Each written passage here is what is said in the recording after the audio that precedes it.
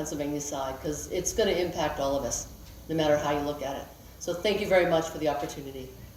And more to come, I'm sure, as I get.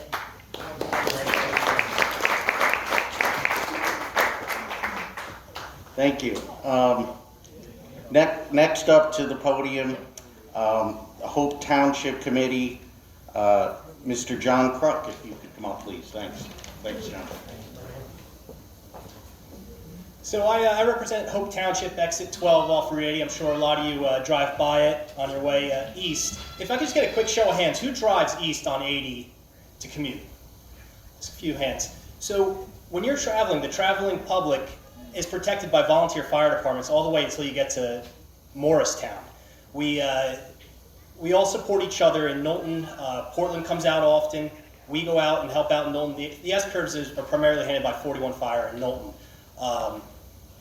We have a lot of accidents beyond that, and a lot of people aren't talking about what happens when somebody gets in a wreck at mile marker 10, mile marker 12.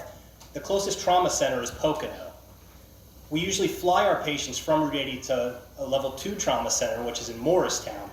But when they need to get taken by ground, which is anytime it rains, they're not going to land, they're going to have to go back through those S-curves. If we're going to have 5 years of shutdowns, patient care is going to be critically impacted by this project. I'm the assistant chief of the fire department at Hope as well. That's why I'm speaking to this topic.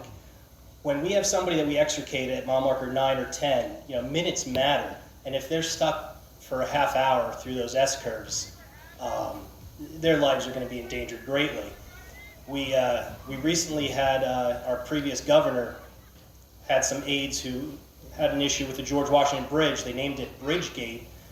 If we have 5 years of the S-curves being shut down intermittently and somebody dies or several people die, Jurassic Gate would be the title for the Murphy administration.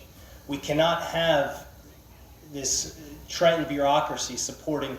We've talked a lot about the waste and abuse, the character of the mountain that's going to happen, but the lives that will be endangered by people not being able to get to a trauma center should be paramount, and that should be shared far and wide as you're discussing this project in your communities. As far as a local impact to Hope, as a committeeman, we have a community that we just celebrated our 250th anniversary last year. Our SHPO, the Senator was talking about your state historic preservation office, our SHPO is very concerned about the truck traffic through our Moravian village and our crumbling buildings from the truck traffic.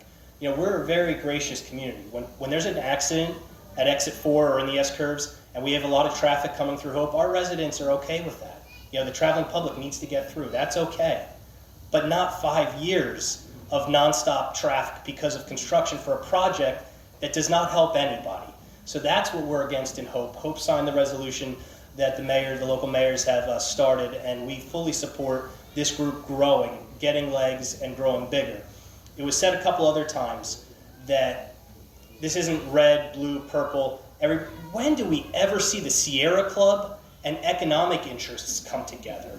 When do we see Senator Booker and our local assemblymen and senators in New Jersey come together? Our state our congressman in the 5th district, they're all on the same page. Who's driving the ship? Who's steering the ship that's making this happen? If every elected official from both sides of the aisle is saying no, who's in charge? Whose pet project is this? You in Pennsylvania are not getting anything. Somebody in Trenton's getting paid. No one in Harrisburg's getting paid for this. So Governor Wolf should be all over the losses economically for this. So I did bring 2 pictures I'll share with the press afterwards, but this is one I took. We had the longest extrication I've ever been. It was 2 hours to get this gentleman out of the truck. Mile marker, he survived. Mile marker 0.9, mile marker 1, that's that first really sharp one as you leave the tourist center. He was on the Jersey barrier. We needed to get a crane, a heavy-duty lift, because every time we cut, the truck would fall further, even with cribbing. So we got that gentleman out, flew him out. We call it the flagpole at exit 4, and he's okay. I found this picture from the Blairstown Press from 1972 from the same exact spot where a tractor trailer flipped over on the Jersey barrier. This one killed 3 people in a car in 1972. Neither were rock involved, and the problem hasn't been fixed. The trucks still flip over on the Jersey barrier, and they're not flipping over because of rocks. So from a emergency response point of view, the rocks aren't the problem. The construction for 5 years will be a major problem. So, thank you very much.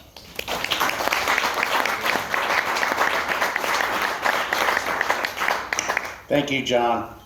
I want to thank all the speakers who came up here tonight and shared their thoughts and concerns, and you can see why the New Jersey Department of Transportation doesn't want public officials involved. I mean, we know the story, and you know, whose pet project this is, we don't know, but I think there were excellent points, like John, who just talked about how emergency services will get affected.